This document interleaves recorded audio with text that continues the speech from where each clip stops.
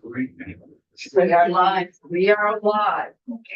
And I will apologize for your community eating, but we got off the floor 10 minutes ago. Yeah. And this is lunch.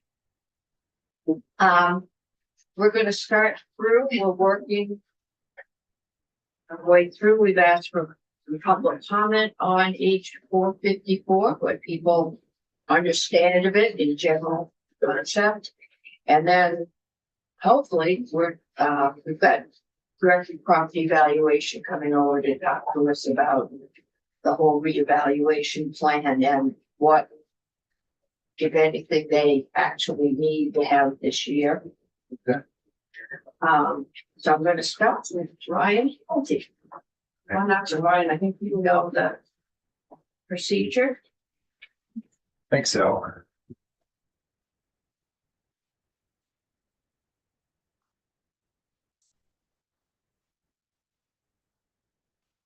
Would anyone like hard copy of the slides? No, you have the slides that they're on. I'll take the hard copy. Oh, yeah. Since you made them. Yeah, those are beautiful. Yeah, some people like to. Oh, Yeah. yeah, so I have one, sure. Sure. Thank you. this one of the last pulled out. We were in Senate Ed, we realized when we were there that everybody wanted the slides. It's time we tried to prepare.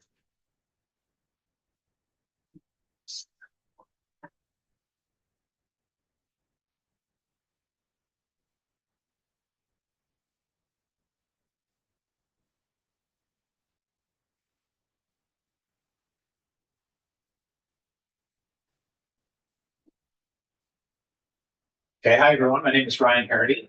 I'm Superintendent of Memorial South. For the record, represent the towns of Elmore, Morristown, and Stowe. Today I'm providing testimony on behalf of the Rural School Community Alliance with Jeannie Albert. And we have about 30 minutes of testimony for you if that works for the committee. I have about 15 and Jeannie's going to have about 15. We have some slides and I'm going to try to run through those slides fairly quickly. Okay.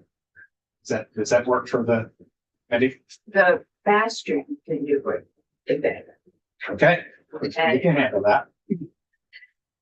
So just a couple of essential questions that we'd like to address today. First, what are the cost drivers leading to increased spending in our system? Is governance change required or advised to fix the funding system? And how can the state smoothly transition to a foundation formula? So starting from our strengths, Vermont education, what's going right? So when we think about Vermont, we have strong support for public education. We have positive momentum in our schools. I was fortunate to just testify on the House Education Committee about our new cell phone policy. We've seen so many successes this year as we've kind of got over the hump of the pandemic. I would say we're on the right trajectory. We have excellent educators in Vermont. We have a high level of democratic engagement. And I think probably our biggest strength is that our size allows for a surgical approach to problems. I think it's something that other states cannot do at the level that we can. However, we also recognize that you have very complex problems to solve. Some of those problems are the tax pressure that we're all well aware of in our state, the court mandated reform, so the Brigham decision, the potential increase or decrease in resources. So any new legislation, how will that impact districts, either gaining more resources or losing resources? And then also limited capacity of our agency of education for wide scale change. And the reality that resources right now are not necessarily leading to better student outcomes. So the rural schools community perspective on a couple of those challenges. First, the tax pressure. We believe that a foundation formula paired with cost analysis by district could help stabilize the tax system. We believe that to account for the Brigham decision, a foundation formula could account for the Brigham decision if there are measures put in to ensure inflation and other cost drivers like healthcare are accounted for. We also believe that the increase and decrease in potential revenues that would result from a foundation formula could be handled with a solid transition plan and professional judgment panels. We also think the reality that resources are not leading to better outcomes in all districts. We believe that cost and quality monitoring is not something that has been a strong emphasis in our state. And we believe that by improving those two areas, we think that we can do a lot to not only control costs better, but also improve the quality of education in our state. Can we ask questions while we go on? Good work. Is that okay? Well, the witness, Of course, Thank you, Chair Cummings.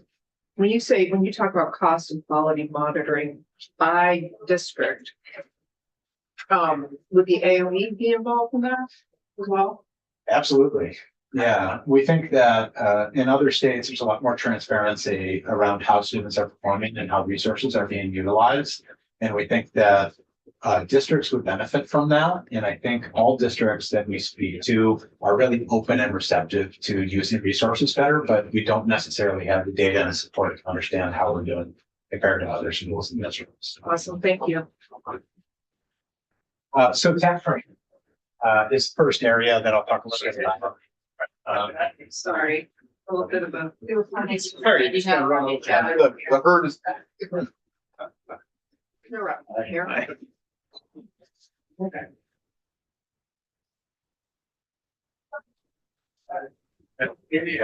Back pressure. All right, so we'll talk a little bit about back pressure. That picture right there is a group of our students last year in people scattered. And it's a moment that I never want to go through again. And this was before our third. You want to give yourself a trigger. yeah. I think I'm muted. Yeah. That's okay. All right, so that moment right there is one that we never want to go through again. It was our third budget vote, and it was very hard on our community. It was really hard on our students, and really not a positive experience. And when we think about how we got to that moment, we know that without going into too much detail about this, because these are all things that you're well aware of, we know that in FY25, we had the largest increase in education spending on record. And we know that there were a lot of various one-time factors that contributed to that, including, COVID relief and all the other factors that led to this big spike in property tax increases. Some data that I have in this slide deck, I'm not sure if you want some of those slides, if you have some hard copies, if I can see those.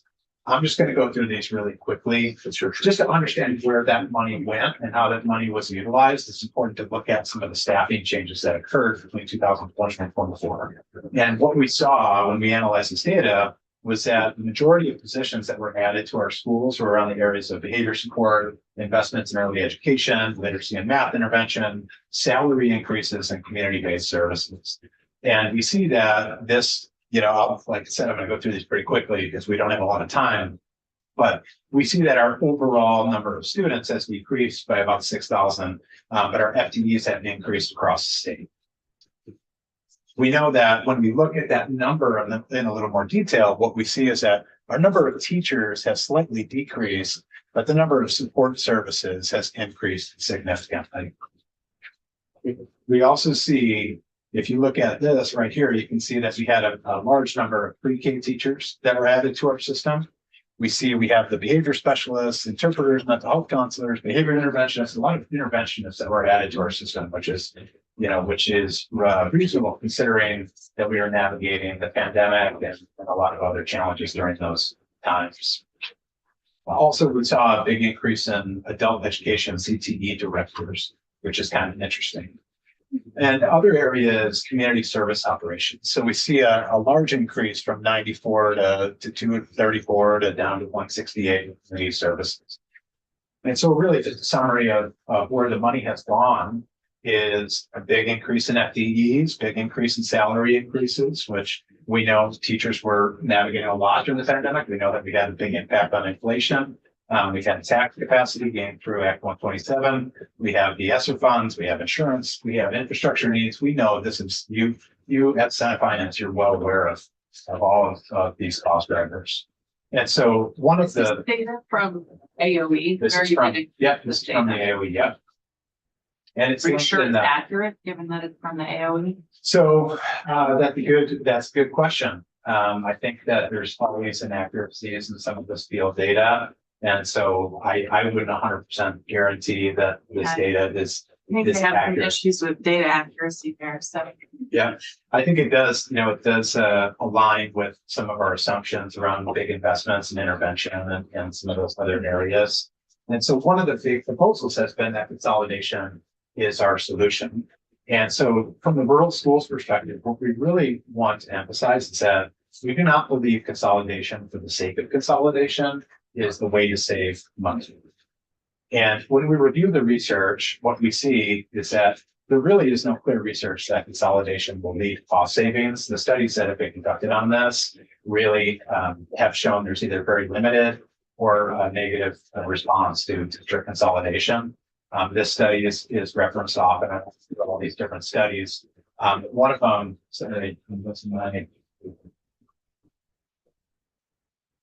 didn't want to get too much detail on that. One of the studies that I do want to point out, though, there's some recent studies from Arkansas that should be considered. Arkansas, another rural state that consolidated.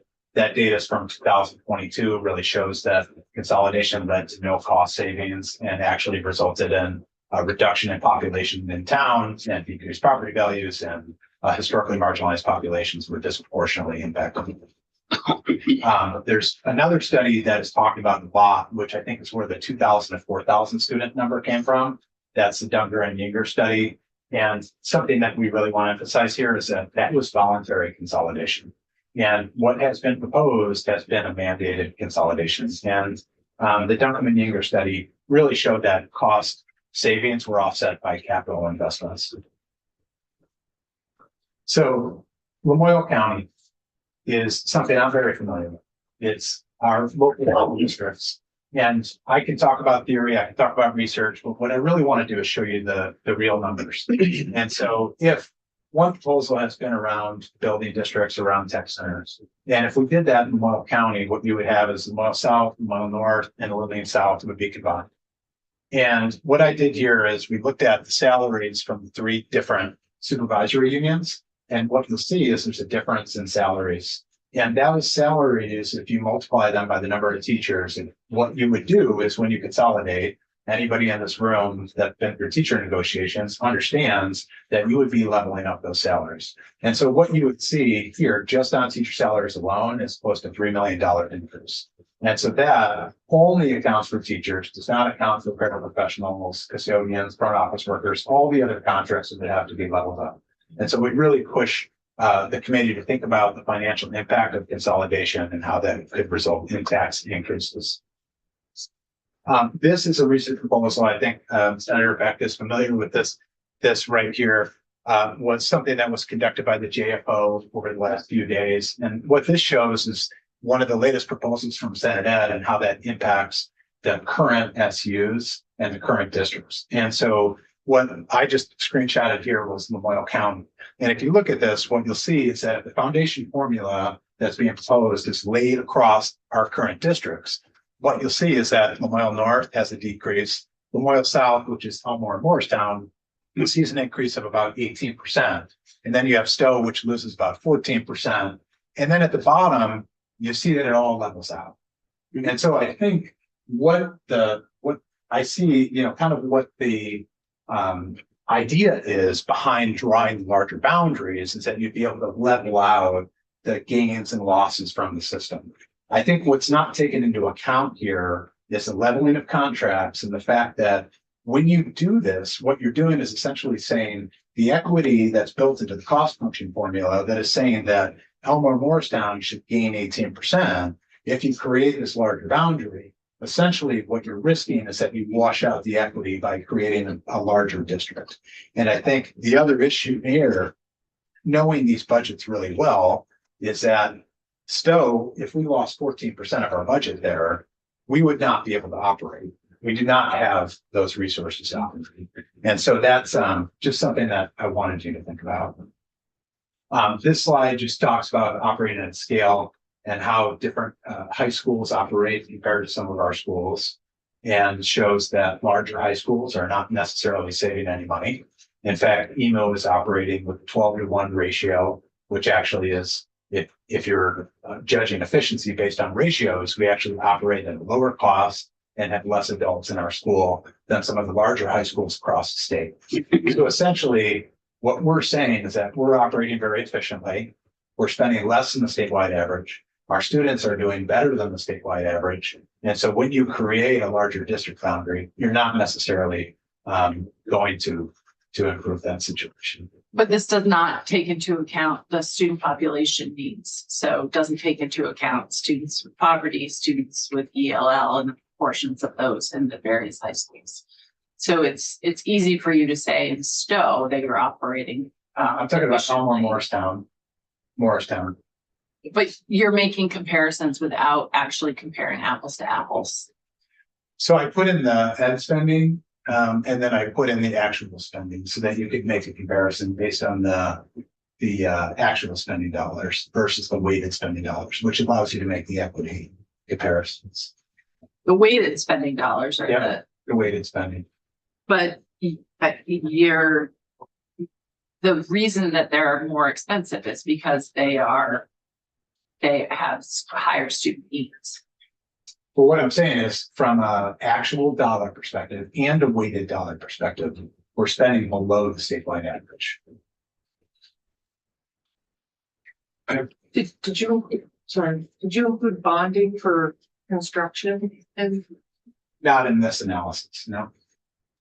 So, and I don't, and I want to make sure On the previous slide, I have a similar question to Senator Hardy. I'm trying to understand the point you're trying to make. So I see LTADMs, but I don't see any weights factored into it. So what you would take away from this, Burlington is spending a lot per kid, but we also, with our weighting, there's a lot of kids that are in need of higher services. So do you have weighting into any of these numbers, the pupil weights? Well, what I'm showing here is that these are the dollar amounts per these districts, right? And so we could show the weighted spending as well. And if you pull that, that's not on this particular slide. Yeah. Yeah, that's exactly Yeah. the point I was trying to make, is that, as Senator Chinnan was saying also, if you take into account the student needs, of course, they're spending higher, they have higher needs students. Yeah. So. Well, what I'm saying is not necessarily, because we have, Yes, Yeah. necessarily. well, if you look at Elmore Morristown, on average, we have spending that's about 11,000 weighted average. And the state average, I believe, is closer to 14,000 pupil. So we have, on paper, we have a much needier population of students, but we're actually spending below the statewide average. But We're gonna, let's let Yeah. the finish his presentation. So I want to pass it on to Jeannie, but I just have some other pieces in here for you to consider around consolidation that I think are important. Just around the different claims that are made. And the key takeaway essentially being that consolidation does not necessarily lead to cost savings. Jeannie, you wanna take over? Sure. All right. Okay, unless people have questions. I'm gonna limit questions already now. There's a difference between questions and arguments. Okay.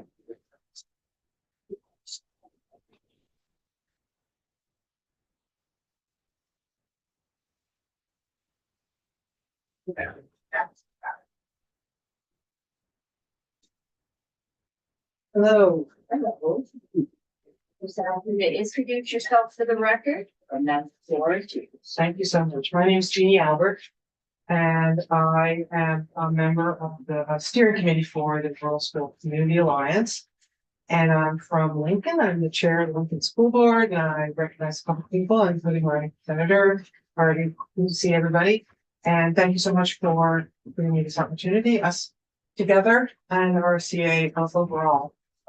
Just wanted to point out that Girlsville Community Alliance advocates for the importance of rural community public schools and for a democratic voice in decision-making about their future. The rapid expansion of our newly formed organization, and we're now up to about 100 towns with an affiliated group, demonstrates that concern for the future of public education is alive and well in Vermont, and that folks in rural school districts across the state want their voices to be heard. The Alliance celebrates this expression of civic activity, especially in a time when strengthening democratic engagement is important as ever. My testimony is going to focus on observations and recommendations around the foundation formula, tax reform, and Brigham. And I'll try not to be too what Ryan's already brought up, but I may sort of go into some details in a couple of places. The testimony that, and I won't be reading all the testimony that I submitted, I'll probably touch on, a number of highlights. Regarding to the foundation formula, one topic that Ryan brought up earlier is related to, he mentioned this professional judgment practice, and I wanted to sort of just talk a little bit about what our thinking is about that. The cost-based foundation formula that's being discussed now in variations is based on the current state of spending, which we do think is a good approach. But it still is going to produce a generated payment that's kind of average of some kind. That is according to a student's learning profile, for example, if they're an English learner, or situational factors like economic disadvantage and sparsity of the school where they attend school. The formula estimates a funding amount that's sort of for a typical student with those characteristics. And clearly, such a payment is not necessarily going to reflect the particular needs of a specific student in a specific setting. Though, again, because it's based on actual cost, we see it as an opportunity to produce a really good first estimate for what the payment should be. And then our idea here is to follow that with what are called professional judgment panels, which in some places, in some states, that's all they use. That's like the method, and they bring together experts to determine the payment. But the combination is considered often good practice. And we particularly think, as Ryan mentioned earlier, especially given that we're a state that is small enough for that to even occur, to really understand what's happening in individual districts, where that might not be possible in a bigger state. And I just included some, I think, what are important questions. And in some ways, you're kind of getting into it a little bit just in the last few minutes, which is, we don't really understand why some districts are spending more on average, more than the average or below the average for the state. We have ideas about it and we know some things about it, but in order to really move to a new payment system, a new way of generating how much money a district should get, I think it would be really critical to first understand where the variation is coming from. And I think it's pretty well understood that that's a large reason that we are even doing such big change or thinking about such big change because of the recognition that there's large variation. So the professional judgment panels would be in a position to really do that further analysis at a district level or at, potentially at a supervisory union level, wherever that it would provide the most additional information in determining a state payment. So that was the first point we wanted to make. We do think that moving to a foundation formula has the potential to increase stability and transparency and help ensure equitable allocation of resources. But at the same time, these are laudable goals that could be at risk of being seriously undermined without careful analysis and review. A second item we've included here is around implementation of the foundation formula. I just want to note briefly that certain types of contingency planning seem really critical, meaning, a couple of examples are when you're talking about inflators that you use in the regular period, either every year or every other year, we know that the indexes for doing that might not account for some costs that are rising much faster than other indicators. And so you can use inflators just for health, say, and other types of planning that really get at that critical period of either implementation and how this kind of plays out for the first few years. And the second top overall topic is tax reform. And we certainly do support providing immediate tax relief to Vermonters, as well as comprehensive longer-term changes that will make our education funding system more fair, transparent, and reflective of taxpayers' ability to pay. I'll just quickly note the H 454 includes a move to something called a homestead exemption, and perhaps you've talked about it in the committee. It's hard to know when you look at a new system. There are things about it that seem positive. It does seem simpler to understand than the property tax credit. It appears it might remove the lag in the system that's in the current system. There's more income categories, and that may reduce impacts from the harmful tax cliff situation we have now. So those are things we noticed that at least appear to be positive. We also are monitoring income-based tax proposals, say recommended by Public Assets and others. And we do think property value is typically a less accurate way to determine ability to pay than income, and so we're hoping that income-based approaches may remain on the table. And a couple of things I wanted to touch on around the potential for unexpected or unpredictable things to happen with taxes. And I think one of Ryan's slides, or a couple of them may have touched on this slightly. I did some preliminary modeling myself because I was just interested, and that's kind of how I roll. And I looked at, because the models the formulas that are being proposed are based on fiscal year 25 data, and also are assumed to not increase spending by very much, like the total state payment would be approximately equal. At least several of the formulas proposed do that. You can kind of make some projections about total spending by district. That is what we were looking at a few minutes ago, and also potential tax rate changes by district. And that's what I looked at. And I saw things that just looked surprising to me, or things which I wasn't expecting to see. For example, situations where you have districts that currently spend about average per weighted pupil.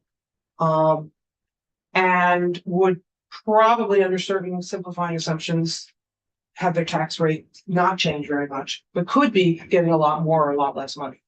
Or a situation where districts are currently spending quite a bit below average, and could potentially have their tax rate go up quite a bit, but not actually get a lot more money.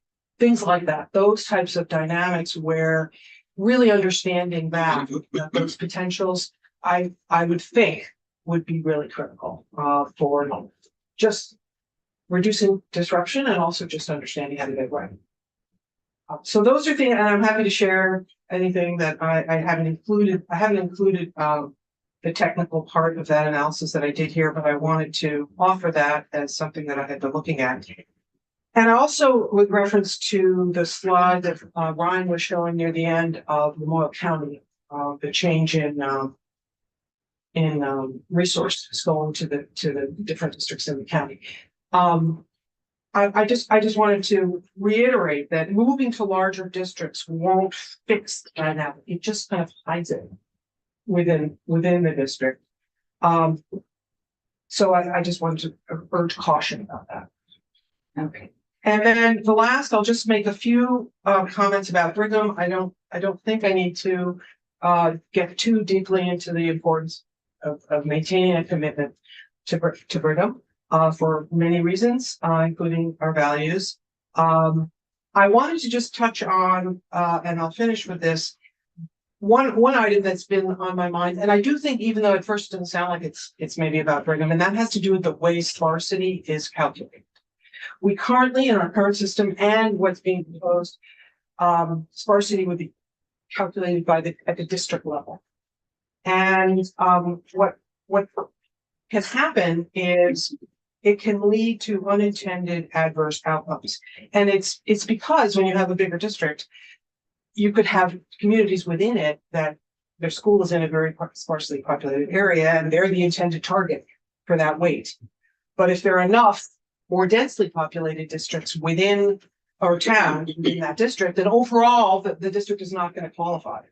And so the money that you would otherwise be targeting wouldn't go to those students. And then it could happen in the other direction too.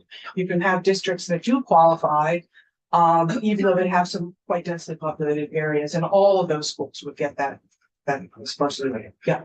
That's Senator Goodwood and then Senator Hardy. Thank you, Madam Chair. Thank you for your presentation. Quick question about how your organization feels about this idea of small by necessity versus small by design. And the reason I'll preface my question with there's for example, a school right outside of my district that has refused to incorporate municipal sewer so that they could do more building. And yet they want to maintain their school in its current, iteration. And that's a problem because we need housing in Chittenden County. And it seems as though larger communities end up sort of subsidizing that community for wanting to maintain its current population and school. Actually, go ahead. Sorry. Yeah, I mean, I'm just gonna make the assumption that each situation is going to have unique characteristics potentially, but I would say that from the group's perspective, we recognize that there are schools. That the term small by necessity does bother me only because I would just say it as there are sort of geographically necessary schools. There are schools that are in regions that may not even be small. It's just that there's no other school that's near enough to be or to not cause a real burden for those families. Yeah, I think that's what's implied. Yeah, no, I think it is implied. It's just that I think that it makes it sound like the smallness is the issue, but really it's just the isolation that's the issue. And so I think that's fair. I mean, I think the system we have now, I'm pretty sure to qualify for a small schools, right? You also have to be in a sparsely populated area. So I think that's fair. That makes sense to me, if that's what you're asking. Okay. Yeah, thank you. And the second question was, have you all weighed in or are you going to weigh in on supplemental spending? And assuming that the foundation formula is adequate. Yeah. What is your thought? Yeah. Brian and I have spent quite a lot of time talking about this. And we haven't weighed in directly, although I've spent quite a lot of time thinking about that and modeling some tax impacts of that too. I think in a sort of ideal situation, the base and the weights would capture the funding sufficiently to not need supplemental spending. I mean, that would be some sort of ideal state potentially to work towards. My view is that in the short term, there are, especially when you're still figuring out these the appropriate payments and everything, there needs to be some flexibility. I think it makes sense to cap it at some percent. I don't know that there's some obvious one, right? 10% might be the right choice or maybe less. And I think culturally, the issue that we're very used to voting locally for elections and moving to a system that immediately takes that away completely, I think would not be good. Brian, I wanted to weigh in on that real quick. Just need you to introduce yourself to them. Yes, for the record, Ryan Hardy, Superintendent of Lamoille South. And so, like Jeannie said, we've been talking about this quite a bit. And I think supplemental spending seems to be one of the most complex areas to solve. How do you allow for supplemental spending and still comply with the Brigham decision? And I think my perspective is that supplemental spending shouldn't drive the district boundary creation. So if that's why we're creating new boundaries so that we can balance out the grand lists for supplemental spending, we would hope that that was not the purpose of that. And if you use a professional judgment panel approach, then if you get those foundation budgets correct, theoretically, you should not require any supplemental spending. Yeah, I just want to add to that too, that the way the taxes, and I won't go into all the details about this, but the way the tax rate is designed right now in the proposal for supplemental spending, there's quite a large range of how much would be generated off grand lists from district to district.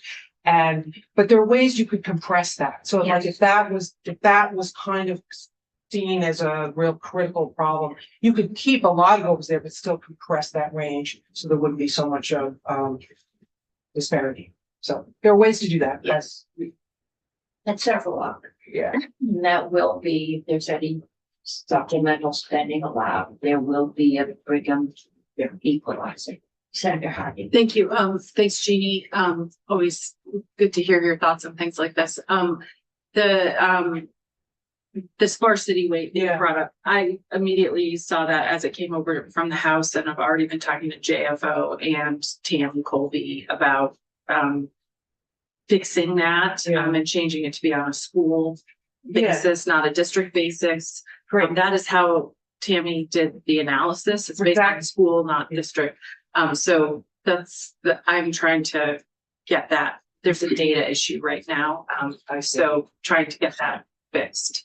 No, I really, like, That- I really appreciate that. Thank you so much. Yeah. And you can see, it really shouldn't be, for example, that with all the weights the same, but you draw the boundary lines different, that suddenly they get different amounts of money. It doesn't really, that to me says there's something wrong with the way it's done.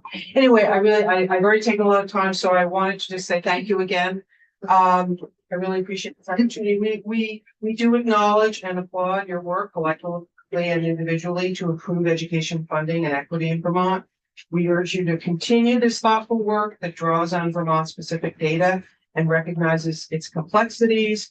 And we ask you to keep the value of Vermont's rural communities front of mind in your deliberations. Okay.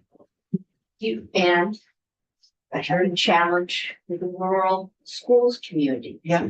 The reason we're doing this is not because there's 150 masochists in this building that love being beat up in public and going through all of this pain. It's because the wonderful school system we have has become unaffordable for a large number of Vermonters. We've put $100 million this year and last year into buying down the tax rates. We can't do that again. Just talking about income will fix it. We've had a summer study committee. This committee has looked at it. The numbers don't work, and the income tax is the main tax source for the general fund. And that's what we're going to need to absorb changes to make sure people get health care and food to start with, to offset any federal cuts. So we're kind of in a box. They won't let us do our job and raise taxes. So anything you can do to help us figure out how do we get that cost per student down? Because we are one of the highest in the country. We can't be fit into the national evidence base, which is what the governor's using, and that's where the all of that has been peer reviewed, or expert panel.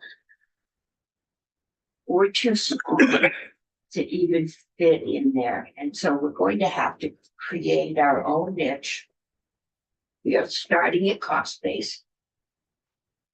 The governor is at evidence base, the PICUS. And we have to figure out how do we move from the present cost to what evidence base they tell us, and we get the bill Tuesday, I think, if they get it out this afternoon.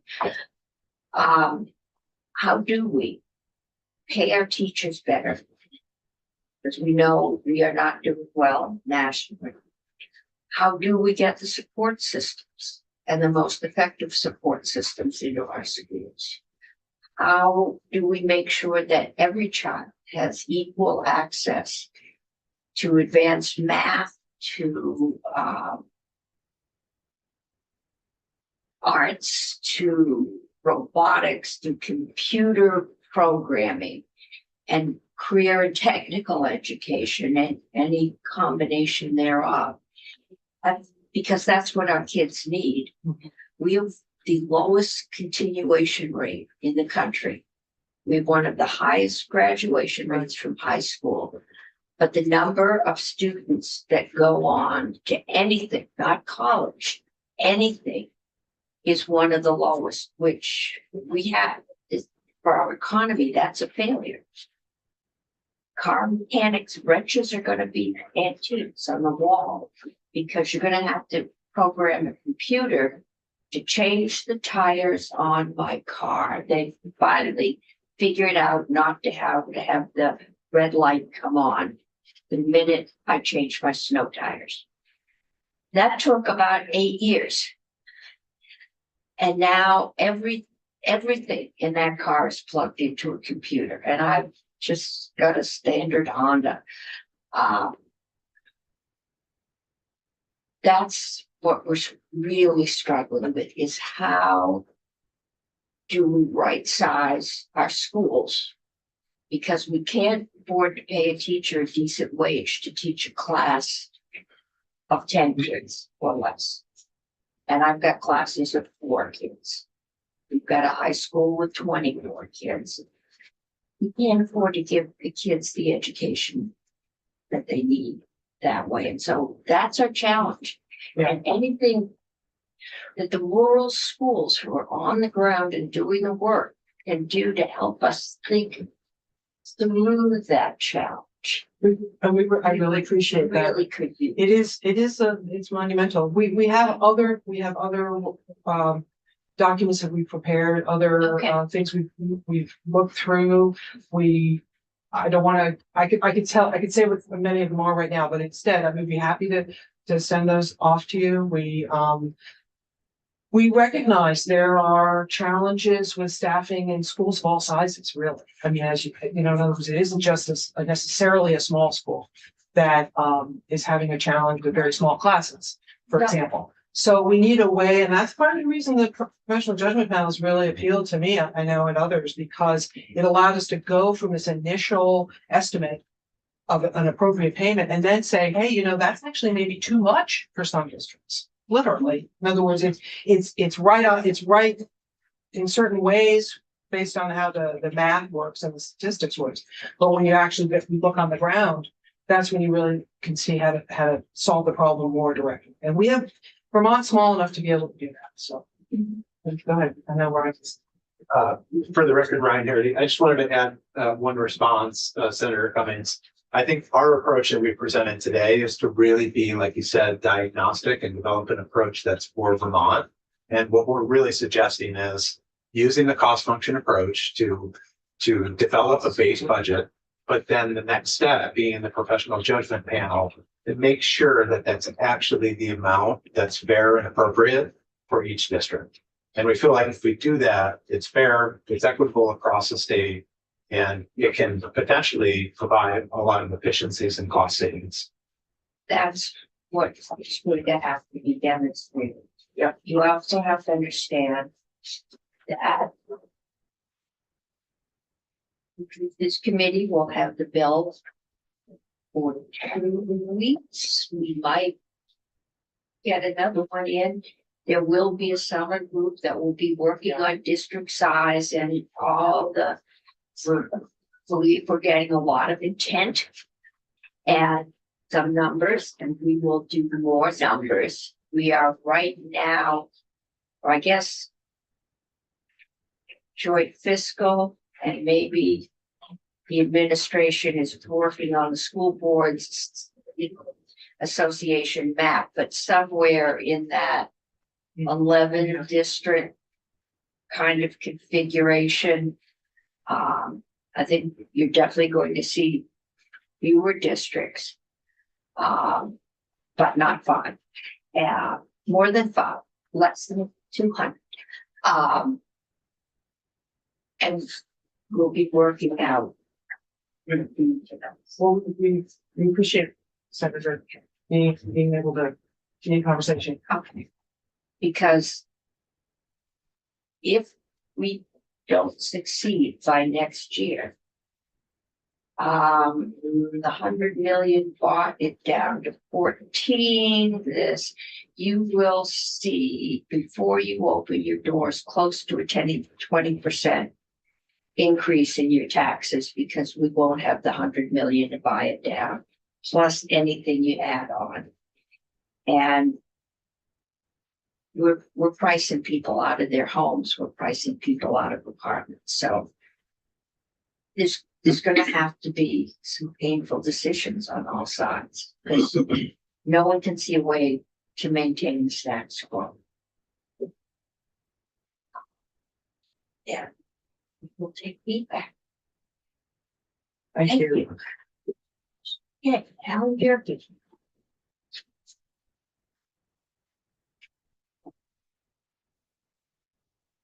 Welcome. Thank you very much. Good afternoon. Good afternoon, and introduce yourself for the record, who if anyone should represent it, and the floor is yours. Thank you.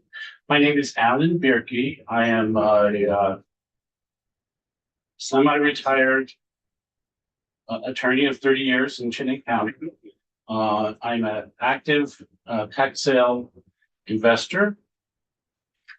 I'm not able to share. Do I need to be turned on? You're a co-host. You should hit the share button.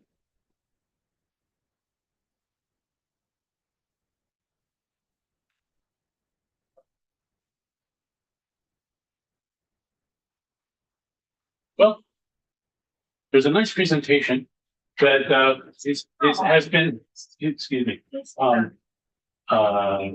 submitted to your webpage. Okay, so And so, and a summary of it, the beginning of it is in front of you. In addition to being an active tax sale you investor, said you gave it. and Distribute. I'm also a landlord, but I also served 3 terms in the House back in the 90s. So I've been here, but not for a long, long time. That's right. So I'm going to talk about something much less weighty than the interesting conversation you've been having so far, and focus on one ornament that was attached to this bill just before it left the House related to tax sales. Delinquent tax collectors are responsible for collecting property tax. They're elected in most towns, usually at town meetings. They're compensated by a commission on the amount of taxes they collect. And they have 3 tools available to them to do that. You have the conventional tax sale method, which you've seen in your local town newspapers and stuff like that. You have something called judicial foreclosure, where a judge oversees the process. You file a suit in court, and it proceeds like it were a mortgage foreclosure. And then for people that are in state, you do have the ability to simply collect a judgment and go through the usual creditor remedies. And those usual creditor remedies are wage garnishment, bank account attachment, seize an RV and sell it, something like that. The proposal that was added to this is to say that the delinquent tax collector cannot use the conventional tax sale method unless the amount of taxes due is at least $1,500. And the goal was, I think, to be honest, Big Lake thinks that people are losing their homes where they live because they owe just a couple $100s in taxes. We have no data statewide that's very good. So last year, this body put together a study group, and they were to look at some data and come up with some solutions. And they did not collect any data. The solution that they proposed was to set this minimum. And they made that decision in a committee meeting that was not advertised to the public. And before I could tell them what my research had done, because I did do research on all of the delinquent tax sales that occurred that were first noticed in 2022. That's important because before that, you had the VHAP program, which paid off people's property taxes if they were at risk of losing it. So you would get a skewed thing there. The full report study is here.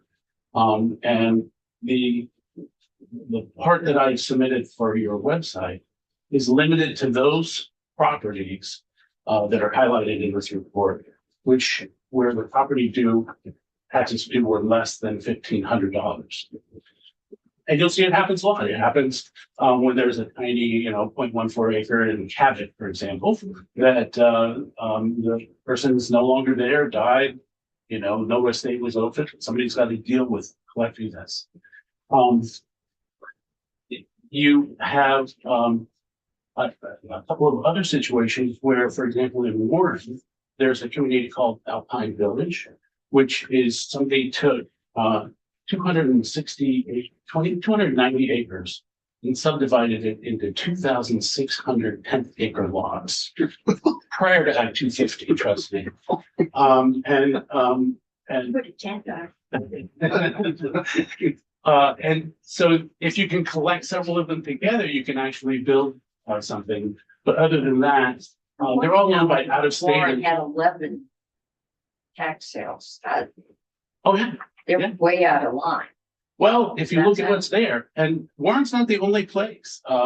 There's a community on the border of Reedsboro and Stanford called Oppenwald, which has this situation. And there's a community just north of Grand Isle State Park in Grand Isle called Champlain Estates. Those lots are a little bit bigger, but the same sort of thing. Somebody laid out hundreds of them. If you take conventional tax collection sales off of the table, if the person is deceased or resides out of state, the only option left is judicial foreclosure. The judicial foreclosure will cost the town $2,000 to $6,000 to pursue. And when you're looking at these amounts due of $1,000, $580, things like that, it simply wouldn't work. I mean, the town would be losing money to pursue it. Yeah. And if you look at, for example, the sale of Fire Lane in Bethel, Vermont, where the taxes owed were $832, but someone bid $3,900. To a conventional tax sale, that additional $3,100 would have gone back to the delinquent taxpayer. Okay, so if anything that is bid over the amount due gets paid to the delinquent taxpayer, if you have to pursue judicial foreclosure, that gets eaten up by the lawyer's fees. Now, I mentioned I'm a lawyer, and so thank you, but I don't think it's a good policy. And so to keep it short and simple, I think that you should remove section 92 or not putting in whatever else you're looking to do, because it was not well vetted and it is not good policy. Okay, we have not, that is a subset of all of this. We haven't started it. I know just things I was told in the cafeteria line that there was concern, and this was before this bill, that every town had its own kind of set of regulations.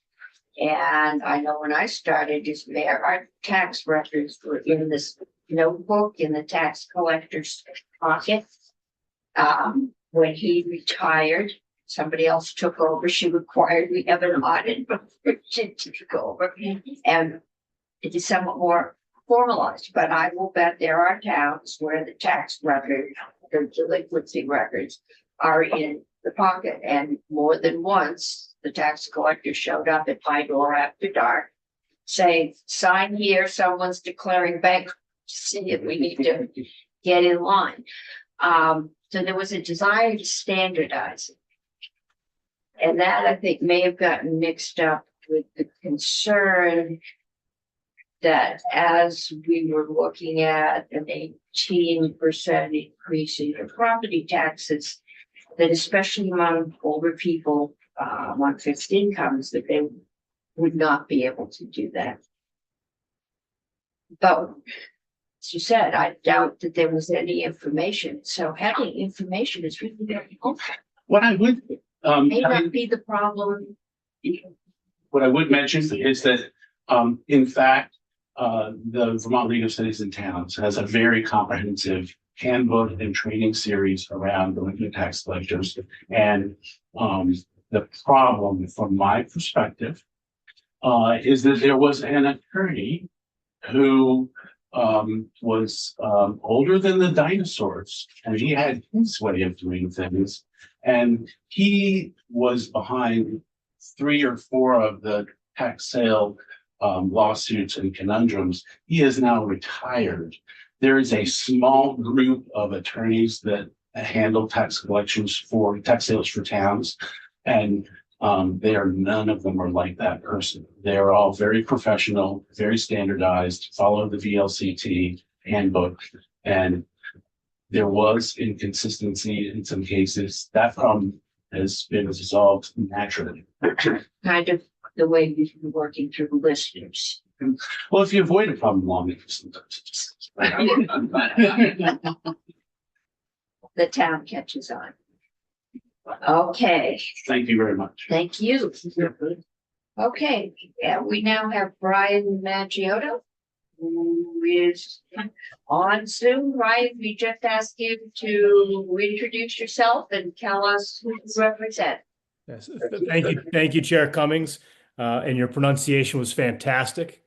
Not exactly a local Vermont name, but I'm Brian Maggiotto, the owner and operator of the Inn at Manchester in Manchester, Vermont. I'm also a founding member of the Vermont Lodging Association, which was started up not too long ago. And in fact, I had a chance to meet with many of you during the pandemic period as we tried to find a way to reopen our hospitality industry here in Vermont. I had a chance to meet with the House Ways and Means Committee a number of weeks ago in response to the language written in House Bill 454, specific to the new property tax classifications. And I believe you heard from a couple of my other colleagues with the chambers last week about these classifications. Some history, having had them go from 2 to potentially 9 and now down to 4. I think we're making some great headway on where the economic engine of the state needs to be and what it needs to thrive. There is still some concern, I believe, from our Main Street communities, which I want to speak on behalf of to some degree as being a part of it, that the idea of a unified homestead category still seems to be the most viable and the least detrimental and least volatile to our industries. Small business makes up the majority of business here in the state of Vermont. The idea that on any given year, we could have the unpredictability of tax rates increasing across even 4 categories gives a lot of us concern when we're still only hanging on by a thread.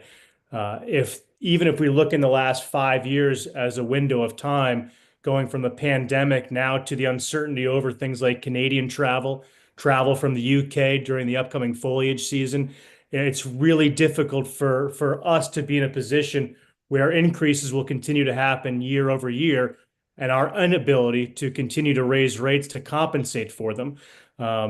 Chair Cummings, you mentioned the idea of pricing people out of their homes. I'm just as worried about pricing businesses off our main streets and subsequently pricing our employees out of their jobs. It has become workforce aside and housing aside, and I know you've got such a large lift in trying to understand and navigate education finance reform.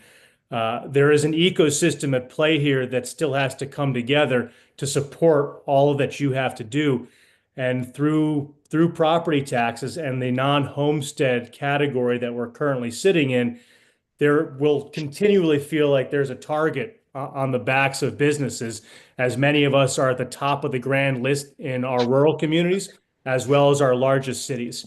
I know we've got a senator from East Middlebury, and I think about the Waybury Inn. My wife and I used to live on Kings Row. That was a place that we celebrated many brunches for years. In the town of Grafton, you've got the Grafton Inn. That's the economic driver for that downtown in its entirety. If we start to see these historic lodging properties on our main streets close their doors or struggle, the economic impacts will be very far reaching across each one of these communities. When I think about the idea of even having 2 categories, one being residential and one being non-homestead and one being homestead, the idea that businesses could even be part of the homestead category excites me and gives me the sense that there's actually opportunity for the state of Vermont to redefine itself as a place that is friendly to the business community and wants to invite new businesses in. If we treat our businesses like our families, these are places that people are from, 8 to 10 hours a day, just like they are at home. These are our families when you operate a small business, and we want to do everything we can to take care of them. So at a minimum, I would truly encourage this committee to consider blending the non-homestead, non-residential, and non-homestead apartment categories into one, which would bring us down to three categories, being homestead, then the non-homestead apartment / non-residential, and then the non-homestead residential being the third.